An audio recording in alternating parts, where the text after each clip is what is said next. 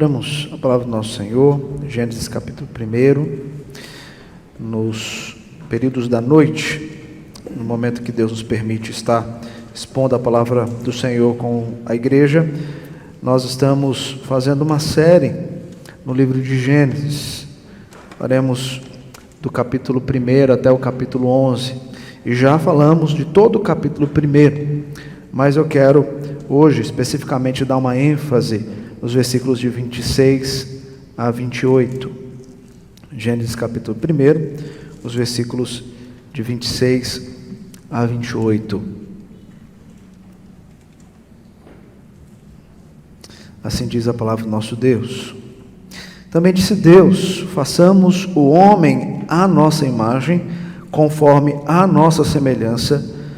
Tenha ele domínio sobre os peixes do mar, sobre as aves dos céus, sobre os animais domésticos, sobre toda a terra e sobre todos os répteis que rastejam pela terra.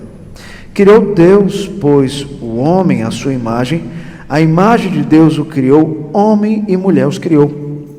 E Deus os abençoou e lhes disse: sede fecundos, multiplicai-vos, enchei a terra e sujeitai-a, dominai sobre os peixes do mar, sobre as aves dos céus e sobre todo animal que rasteja pela terra. Oremos mais uma vez. Deus querido, acabamos de ler a Tua palavra, queremos aprender mais dela. Que o Senhor edifique a nossa vida por meio do Teu servo e que use-o com poder e graça a ministrar essas verdades. É que nós oramos e Te pedimos em nome de Jesus. Amém.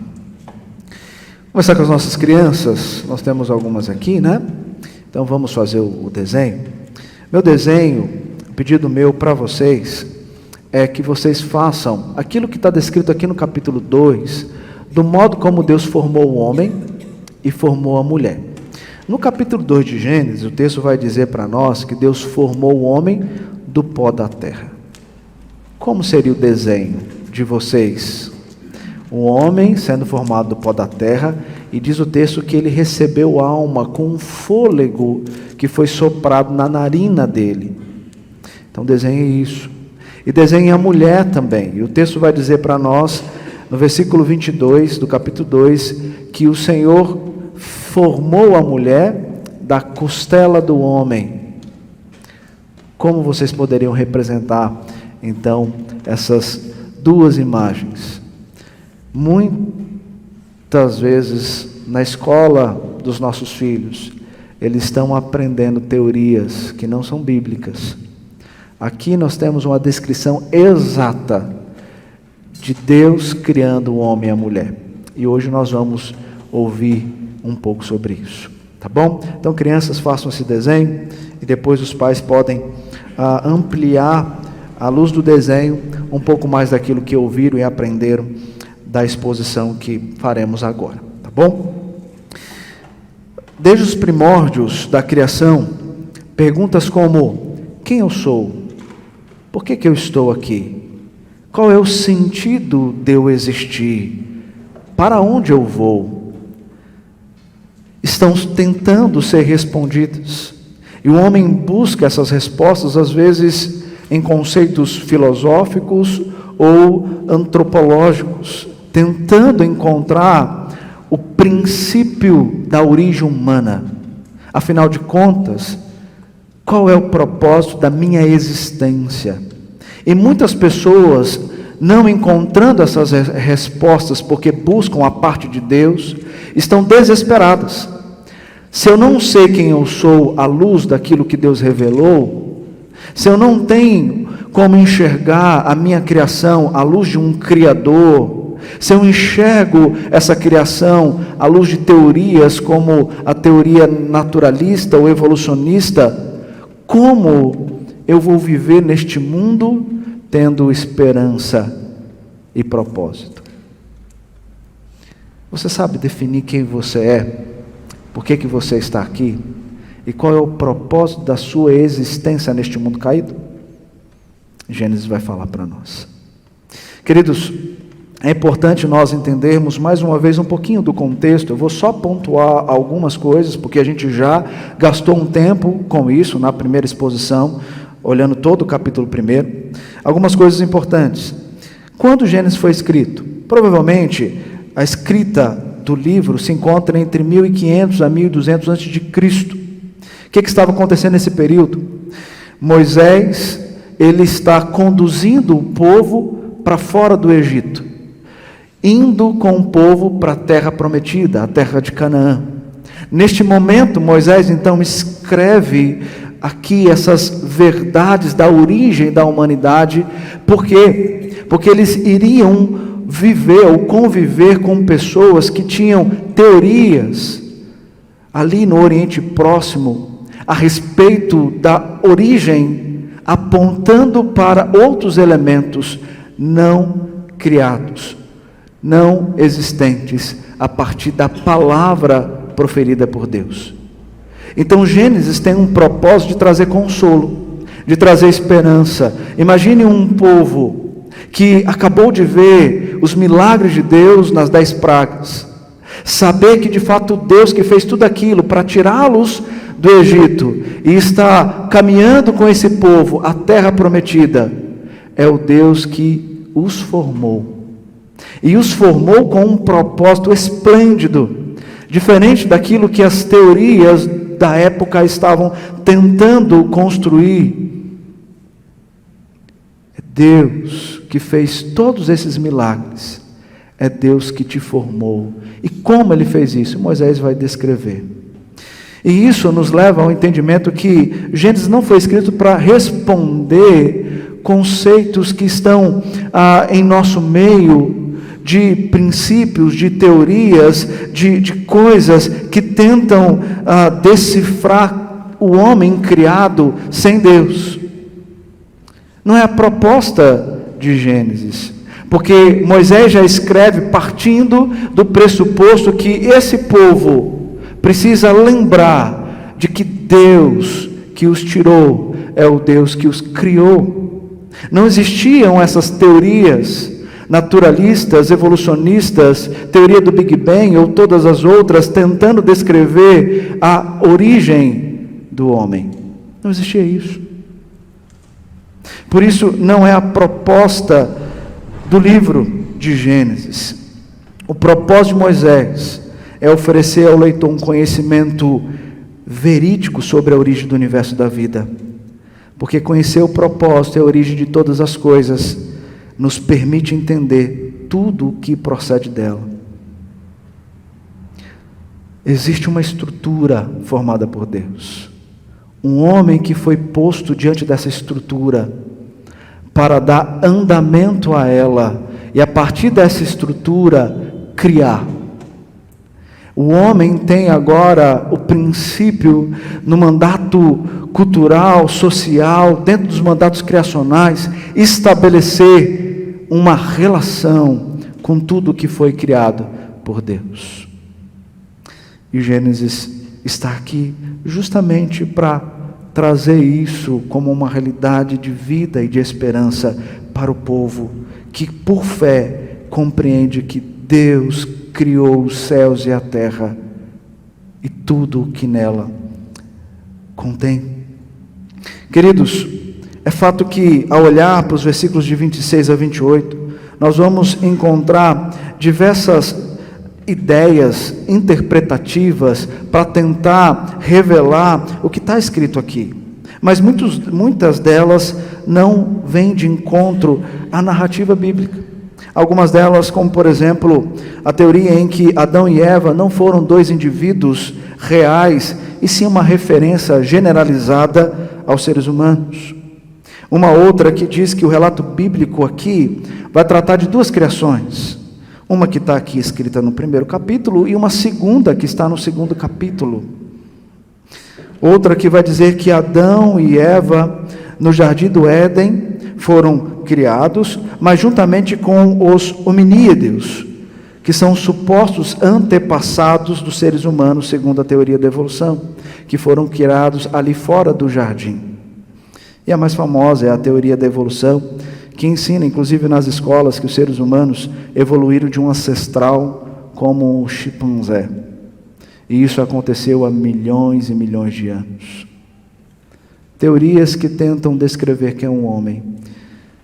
Mas é mais fácil nós olharmos para o nosso Criador e, com fé que Ele nos deu, enxergar que nada disso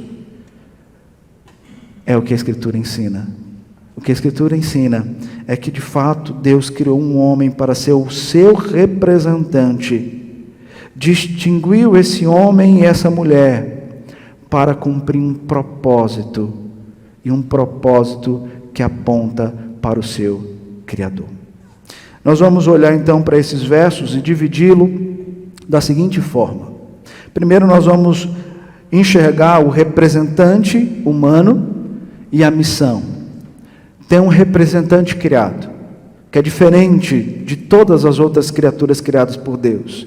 Esse é o representante de Deus, e Deus dá uma missão a esse representante. E depois, a identidade sexual, homem e mulher. E qual é a função dessa identidade sexual, de Deus formar um homem e uma mulher tão somente? Qual é a função disso? Nós vamos ver então, nessas duas divisões, a olhar para esses versos.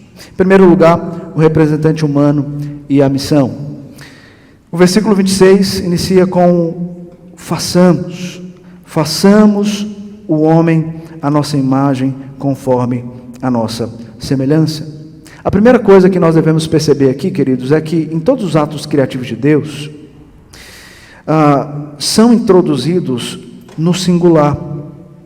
Haja, ou os derivados aqui, em que Deus está ordenando e as coisas passando a existir. Haja luz e houve luz, e disse Deus, haja firmamento, e disse também Deus, ajunte-se as águas, disse também Deus, haja luzeiros, disse também Deus, povoem as águas. Então perceba que nesses atos criativos de Deus, nós temos aqui uma sequência que agora ela vai mudar, porque agora não é um ato de alguém só criando, agora tem uma comunicação maior, de mais de uma pessoa, através do verbo façamos. João Calvino, inclusive, vai dizer que ao olhar para os outros dias, Deus ele dá ordem, e as coisas passam a existir. Mas aqui, ele vai se aproximar da mais excelente de suas obras, e ele faz isso através de uma consulta.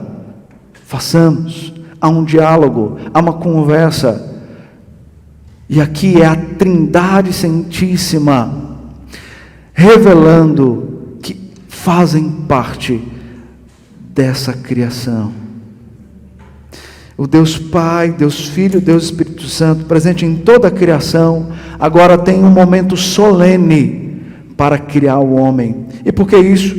Porque Deus assim fez, porque esse homem aqui, ele vai se diferenciar de tudo que ele criou até este momento.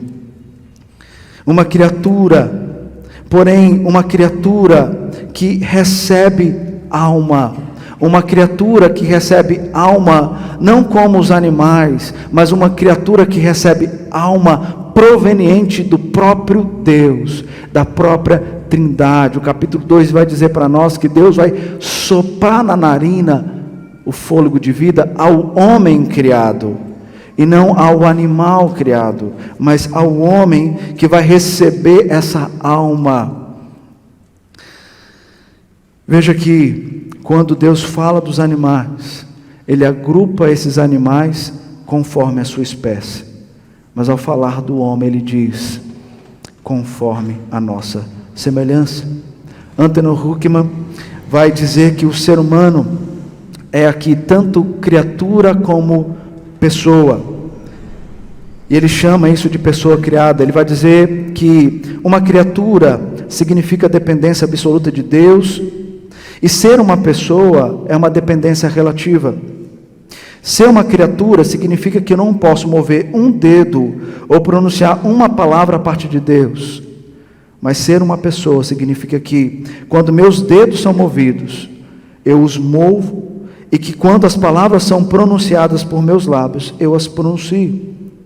Sermos criaturas significa que Deus é o oleiro e nós o barro. Sermos pessoas significa que nós mesmos é que moldamos as nossas vidas pelas nossas próprias decisões. intercambiada pela nossa livre agência. Portanto, Deus não faz mais uma das suas criaturas. Ele cria uma pessoa com personalidade que o torna capaz de raciocinar e se relacionar com os outros e com o próprio Deus. O capítulo 2 é um anexo daquilo que está falando nos versículos 26 e 27, para explicar, para detalhar, para nos informar como de fato se deu essa afirmação aqui estabelecida: criou Deus homem e mulher. Mas como isso se deu? E aqui capítulo 2 vai nos dizer. Quando nós olhamos aqui para o verbo fazer, no façamos, e olhamos para o verbo criar, isso vai demonstrar que os seres humanos criados foram feitos de forma e conteúdo, ou seja, do pó da terra, elemento já existente, passa a dar forma a um homem. No entanto, ele recebe um conteúdo, e esse conteúdo que ele recebe vem pelo soprar na narina o fôlego de vida. Esse homem passa então ter forma e conteúdo.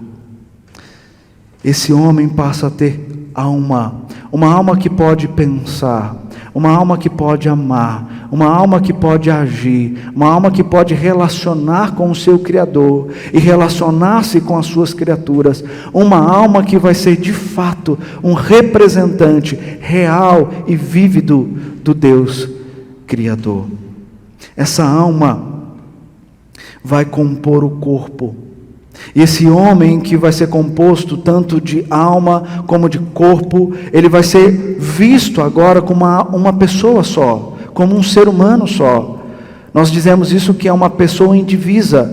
Nós não dividimos corpo e alma.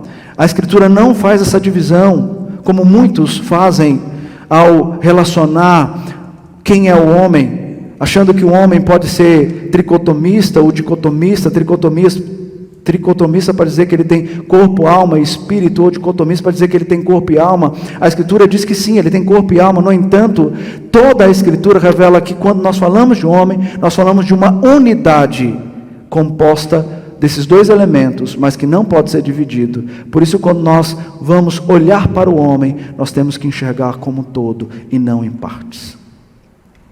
Foi assim que Deus formou o homem. E diz o texto que Deus então fez esse homem à imagem e semelhança. Esses dois termos, imagem e semelhança, para alguns intérpretes não são sinônimos, porque para eles a primeira faz referência à razão natural, que seria a substância, e a segunda uma referência à justiça original perdida na queda. No entanto, outros intérpretes a veem como sinônimos, e eu creio também ser sinônimo as duas palavras. E Calvino, que afirma isso também, vai nos ajudar ao dizer que quando olhamos para o versículo 27, nós percebemos que Moisés vai repetir a mesma coisa, mas vai ignorar a palavra semelhança. E ele vai dizer também que era muito comum para os hebreus a repetição, mas repetir as coisas com palavras diferentes. Além disso, ele vai dizer que o segundo termo, semelhança, seria acrescido como uma explanação do façamos, e não uma outra coisa. E quando você for para o capítulo 5, versículo 1, quando ali vai descrever a genealogia de Adão, ele vai referir a Adão e Eva, mas ali vai usar somente o termo semelhança. E por que eu estou dizendo isso? Porque existem muitas teorias sendo formadas e criadas por teólogos para separar essas duas palavras e para construir conceitos que parece que a Bíblia não nos dá respaldo. E conjecturar além do que está escrito pode nos levar a criar coisas que não são saudáveis para aquilo que o texto bíblico está nos informando. Agora, perceba comigo que esse homem criado, ele é diferente, porque ele é que vai conduzir como representante de Deus uma missão. A imagem de Deus no homem possui a vida do seu representado. E o homem representa aquele que concedeu essa representação e que foi feito pelas mãos do Criador. Essa imagem, inclusive, ela é carregada de atributos de Deus. Atributos que Deus comunica ao ser humano. Amor, você não ama? Bondade, às vezes você não é bom. Fidelidade, você não é fiel. Tudo isso não provém de você mesmo, mas vem como um atributo que Deus comunica, e esse atributo vem quando Ele dá alma ao ser humano. E o ser humano pode desenvolver esses atributos de forma real, quando ele é regenerado e relembrado que isso faz parte dele, e que o Espírito Santo o conduz a fazer isso se tornar real nos relacionamentos que Deus concede. Eu sei que tem muitos aqui que gostam também das Crônicas de Nárnia, ler livros de fantasia, é bom, né? Nós temos aí uma turma que fez uma série olhando para os livros de Crônicas de Nárnia, de C.S. Lewis, e mostrando a intertextualidade entre as coisas estabelecidas na criação de Deus e com aquilo que C.S. Lewis passou a descrever na criação do mundo de Nárnia. O capítulo que C.S. Lewis vai falar da forma como Nárnia foi criada, ele vai descrever que existia ali Aslan, o leão, e que Diggory Polley estava ali em Nárnia vendo um leão cantando. E ele estava cantando, e a partir do momento em que ele cantava, coisas passavam a existir. A terra borbulhava e a árvore crescia. O poste cresceu. Várias outras coisas em Nárnia passaram a existir. Os animais passaram a existir. Mas depois ele vai descrever ali que em um momento, após o silêncio, o leão vai reunir alguns dos animais criados, não todos, mas alguns dos animais criados, e esses animais vão seguir com o leão, até o momento que o leão para, e esses animais vão ficar ao redor dele, e ali há um sopro, diz que um sopro cálido, gelado, aparece. E após esse sopro, que parecia para ali C.S. Lewis vindo do céu, ou propriamente do leão, era o sopro em que fizeram aqueles animais a falar, a pensar e a agir.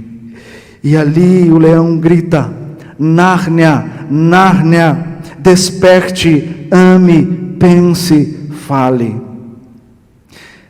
É muito lindo nós olharmos para elementos descritos em livros de fantasias e perceber que há uma conexão, porque os pressupostos de quem escreve são pressupostos bíblicos.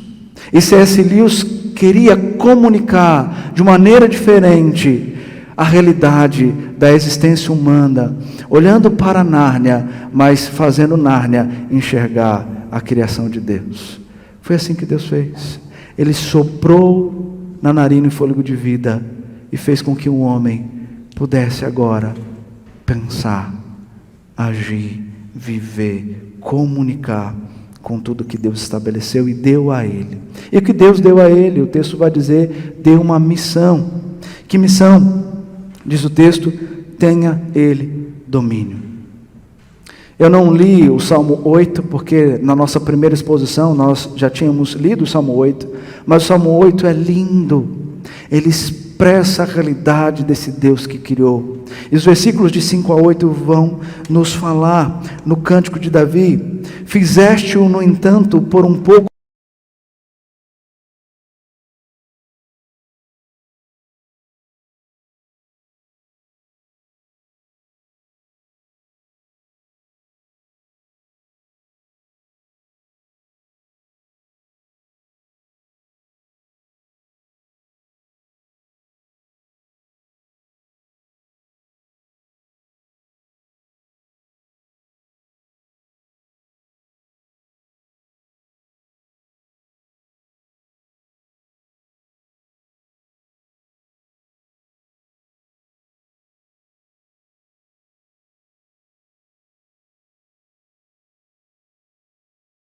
criado, o homem não é mais elevado que tudo o que foi criado, mas como ser criado à imagem de Deus, tem responsabilidade de conscientemente cuidar de tudo o que Deus colocou sob o seu cuidado. E o que está sob o domínio do homem, o texto diz: domínio sobre os peixes do mar, sobre as aves dos céus, sobre o gado, sobre toda a terra, e sobre... Mas à frente ele vai incluir também, versículo 29, disse ainda: eis que vos tenho dado todas as ervas que dão semente, e se acham na superfície de toda a terra, e todas as árvores em que há fruto que dê semente, isso vos será para mantimento. Animais e plantas estão sobre o governo do representante de Deus. Mesmo que nós temos ali Gênesis 3, falando da queda, e que o mundo está debaixo da queda, essa ordem, esse mandato cultural de Deus, ele permanece, e nós também temos que continuar dominando, governando, como representantes de Deus. Deus dotou Adão com capacidade, queridos, de ouvir, entender e comunicar. Deus cria o homem, dá uma ordem bem específica para ele. O homem tem que, no Éden, cultivar e guardar o jardim. E depois também que a mulher é criada, Adão comunica à sua mulher essa missão. E ele só pôde fazer isso porque ele tinha uma alma que o fazia comunicar. Ele recebe a ordem de Deus, e depois que a mulher é formada, não é Deus que dá a ordem para a mulher, mas é Adão que esclarece a ordem que ele recebeu do seu Criador à mulher. E nós vemos que ela conhecia, quando no diálogo da serpente, ela menciona a ordem de Deus sobre a árvore do conhecimento do bem e do mal. Outro ponto interessante, queridos, é o fato de Adão dar um nome aos animais, o que implica algo muito mais profundo. Sabe por quê? Porque os nomes comunicam aquilo que é a essência. Então, perceba, quando nós olhamos para um animal, nós o reconhecemos dentro de toda a sua essência a partir desse nome. Então Adão, ele recebeu a capacidade de Deus para olhar para o animal, enxergar o animal e dizer: este é um nome.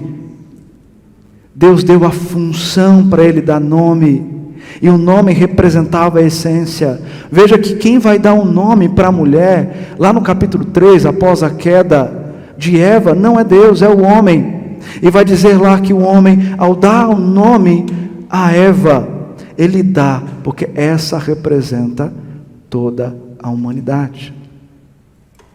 Olha a perfeição de Deus, ao formar o homem, conceder alma, para que ele pudesse ser representante, e que pudesse cumprir uma missão, e essa missão é dominar, governar, não para ele mesmo, mas para Deus, a quem ele representa. Segundo ponto, o texto vai no versículo 27 falar para nós sobre a identidade sexual e a função dela.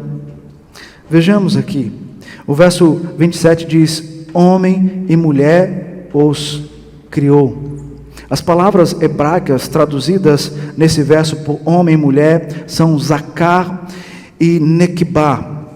O que elas significam? Macho e fêmea. São as mesmas palavras usadas aqui também para os animais.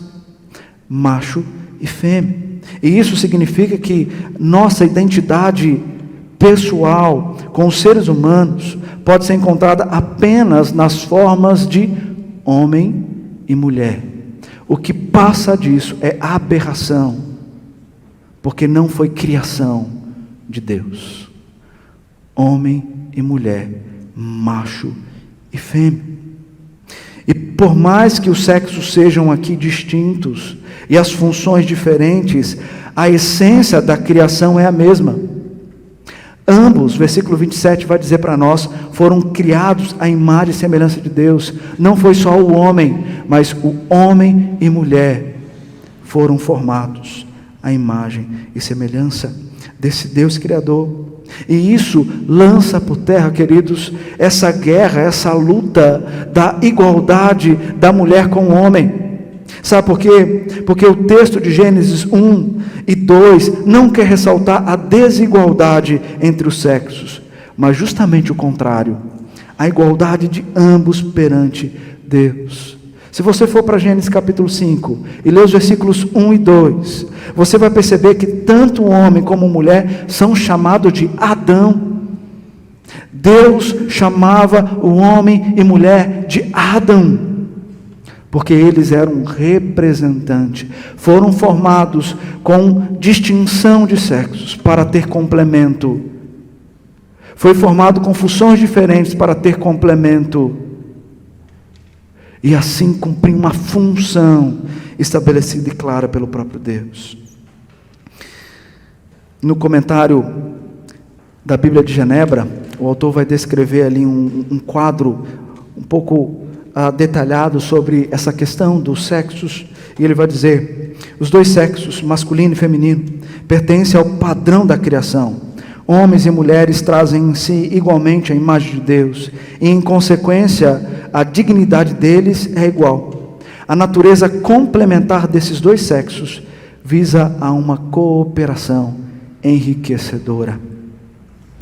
O capítulo 2, queridos, descreve que Deus cria o jardim, coloca o homem para cultivar e guardar, dá nome aos animais e dá ordem de não comer ali da árvore do conhecimento do bem e do mal.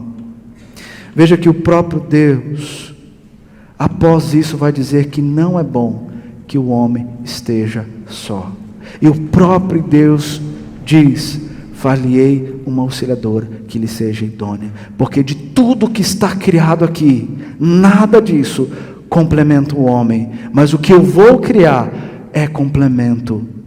Mas eu vou distinguir sexos para que haja unidade, complemento, para a expansão de um propósito que Deus estabelece.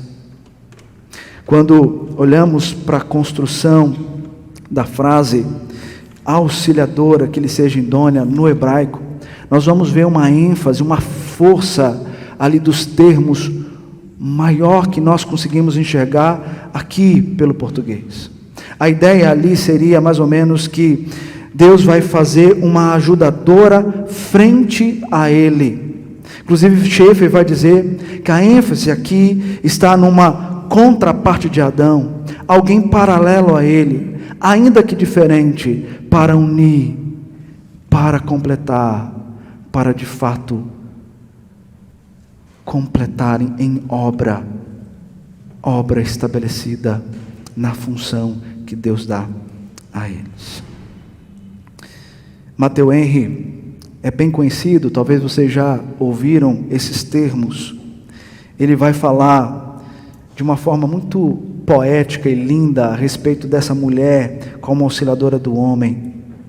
Ele vai dizer: a mulher não é feita de sua cabeça para estar acima dele, nem de seus pés para ser pisada por ele, mas de seu lado para ser sua correspondente, de debaixo do seu braço para ser protegida, e de perto de seu coração para ser amada. Não há luta de igualdade, pelo contrário, há uma clara explicação de que Deus fez os dois da mesma essência. E isso aponta inclusive para a trindade ontológica, que são as funções de Deus, Pai, Filho e Espírito Santo, da mesma essência, mas com distinção de exercício de funções, mas representando o mesmo Deus. Então essa unidade representa a mesma essência, ambos criados à imagem e semelhança para Deus. Então perceba a identidade sexual do homem e da mulher na criação. O fato dela ter sido criada do homem para o homem é para complemento e unidade, para realizarem propósito. Que propósito? O versículo 27 vai nos dizer Criou Deus, pois, o homem à sua imagem. A mais Deus criou, a mulher se criou. Versículo 28, perdão. E Deus os abençoou e lhes disse: sede fecundos e multiplicai-vos. Porque Deus criou homem e mulher e fez distinção dos sexos, para que agora pudessem se unir e cumprir uma função: crescer e multiplicar. Mas veja que antes, aqui ele fala da bênção. É interessante nós refletirmos sobre essa bênção, porque ela tem uma importância gigante. Bruce Waltke, que é um dos comentaristas de Gênesis, ele vai afirmar: bênção é dom divino em potência e poder. A bênção de Deus vai capacitar os seres humanos a cumprir o propósito, e nesse caso, de crescer e multiplicar, carregarem essa bênção de ter descendência, de formar genealogia. Então a ordem, ela não é uma ordem desassociada de uma bênção, mas ela é acoplada à bênção. E por isso que o homem tem poder de, nessa união, crescer e multiplicar. E alguns tentam, inclusive, apagar a chama da bênção. Por isso que eu sempre falo, quem me acompanha aqui falando nos casamentos, em alguns dos que eu já fiz, inclusive este ano, eu sempre, na última parte, dou ênfase à importância de suscitar genealogia. E algumas pessoas dizem: estão acabando de casar, você está falando de filhos? Sim, porque é uma ordem estabelecida de Deus. E eles precisam saber, desde já, que essa união cumpre função, e que precisam crescer e multiplicar, fazer com que dessa união venham, suscite filhos para a glória de Deus. Eu sei que muitos, às vezes até tentam, mas têm dificuldade, por conta dos resquícios do pecado na natureza caída. Mas a ordem está aqui, e nós temos que tentar e continuar tentando para que Deus faça conforme a sua vontade. Sabe por que nós temos aqui em Gênesis bastante genealogia? Lá no capítulo 5, capítulo 9, 11, 25, 36, 46. Sabe por quê? Porque a genealogia, ela nos prepara para evento. Nós vamos ver um pouco mais disso mais para frente. Prepara para um evento que está por vir. Mas sabe também por que a genealogia está presente aqui? Para mostrar a potência da bênção. Porque na genealogia está escrito ali, para mostrar que eles cumpriram o papel de unir e multiplicar. Olha o tanto de vidas que vieram da união de um homem e de uma mulher. E ele descreve ali, para mostrar que essa semente foi plantada. Queridos, Deus deu a identidade sexual para que a união conjugal tivesse a semente da descendência. O capítulo 2, 24. Nós temos aqui a celebração do matrimônio, a celebração da união. Farei um sermão só sobre a celebração do matrimônio. Deus estabelece um meio para a descendência, uma só carne, para crescer e multiplicar. Mas antes, ao formar a mulher, aqui no versículo 23 do capítulo 2, Adão, ele traz palavras poéticas. Chama a mulher de varoa, e ele se denomina varão.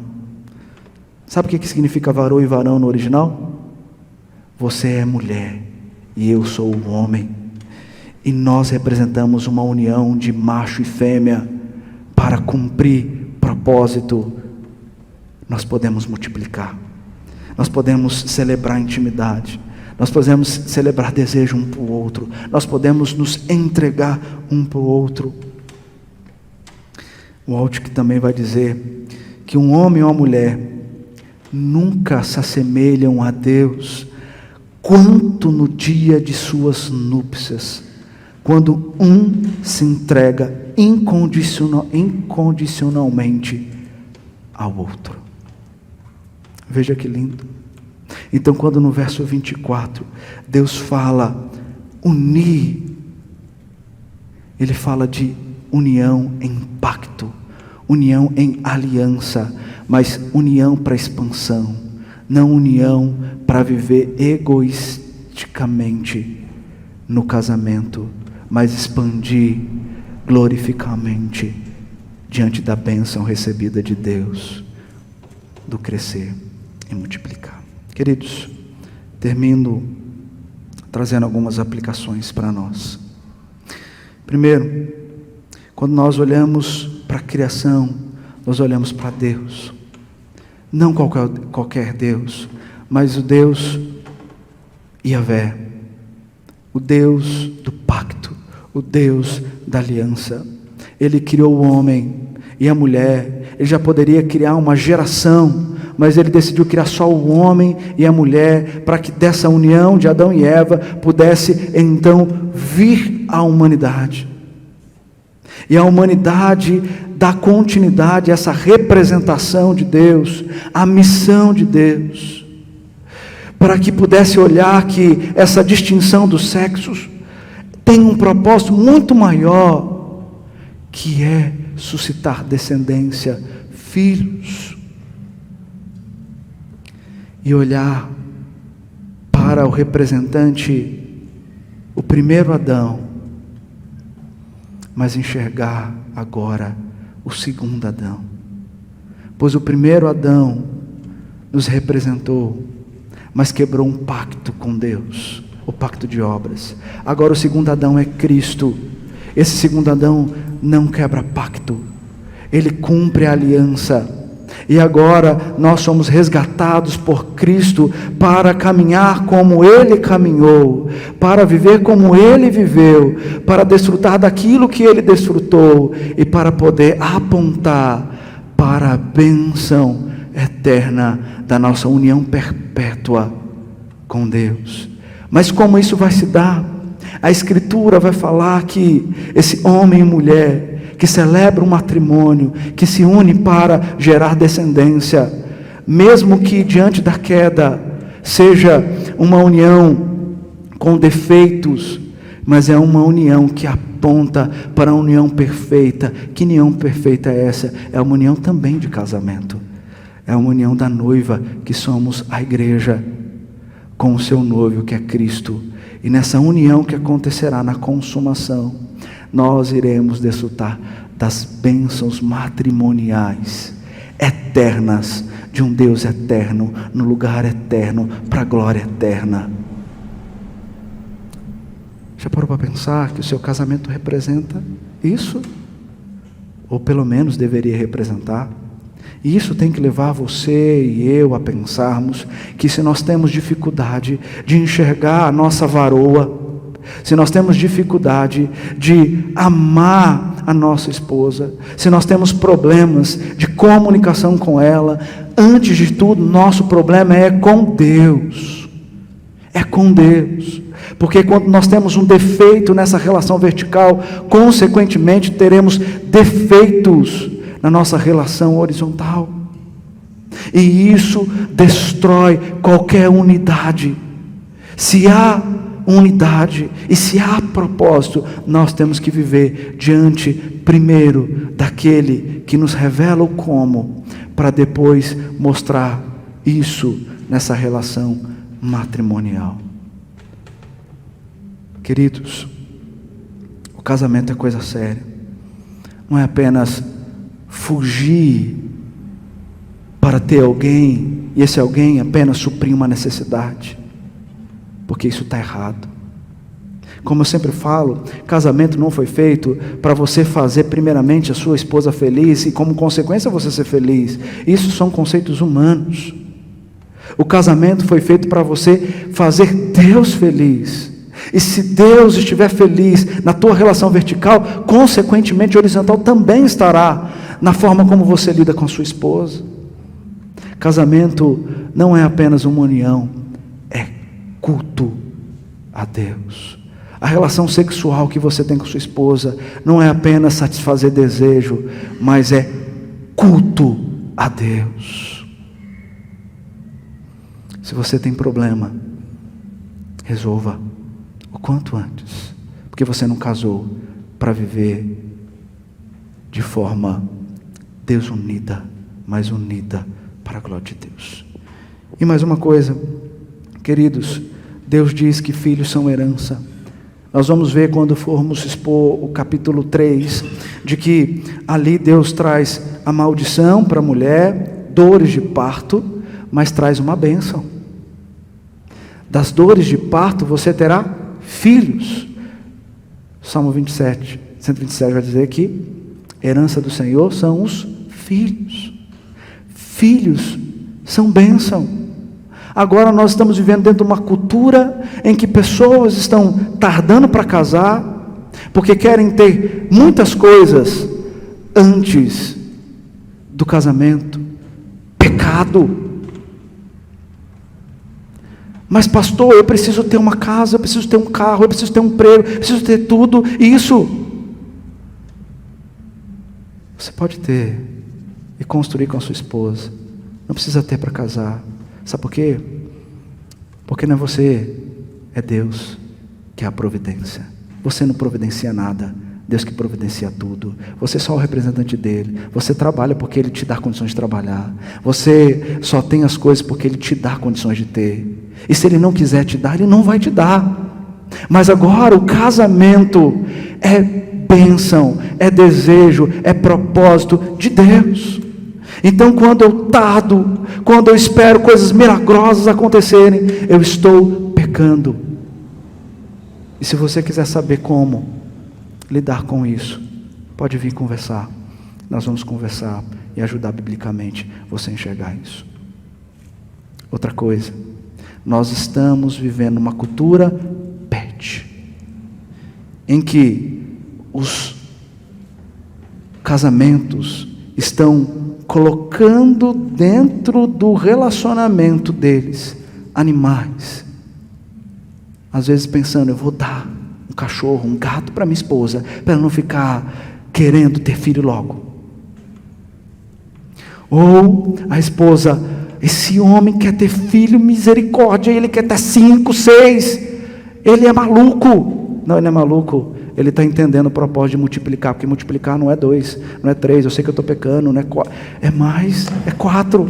Mulher de Deus, nós estamos pecando, estamos errando, mas Deus abençoa a si mesmo se a gente tem 2. Mas multiplicar isso, queridos, é pecado. Nós temos que nominar as coisas. É pecado quando você substitui a bênção, o poder de multiplicar, por um animal. Deus de fato fez os animais, nós vimos aqui, domésticos, para ser domesticados, para termos em casa. Está aqui que Deus disse que o homem poderia dominar sobre ele, mas Ele não falou que eles são para ser filhos. Animal não é filho, é pecado quem fala que cachorro ou gato são filhos, porque não é filho de homem e de mulher, porque filho de homem e de mulher são originados do macho e da fêmea, criados conforme a imagem e semelhança de Deus. Nós temos que desconstruir essa cultura e viver aquilo que Deus estabelece, e ponto final. E assim eu termino orando por nós, que nós precisamos, queridos. Feche os seus olhos. Deus, nós sabemos quão difícil é cumprir seus propósitos, mas quão grandioso é quando nós deixamos de confiar em nós mesmos, nos despimos dos nossos orgulhos e da nossa forma de querer governar o mundo por nós mesmos, sem governá-los à luz do governante a quem nós representamos. E assim deixamos de desfrutar das bênçãos, como a bênção dos filhos. Como é bom, Deus, chegar em casa e sentir o abraço da criança. Como é bom saber que o Senhor nos dá a missão para que, diante dos nossos filhos, nós podemos prepará-los para fazer diferença no mundo.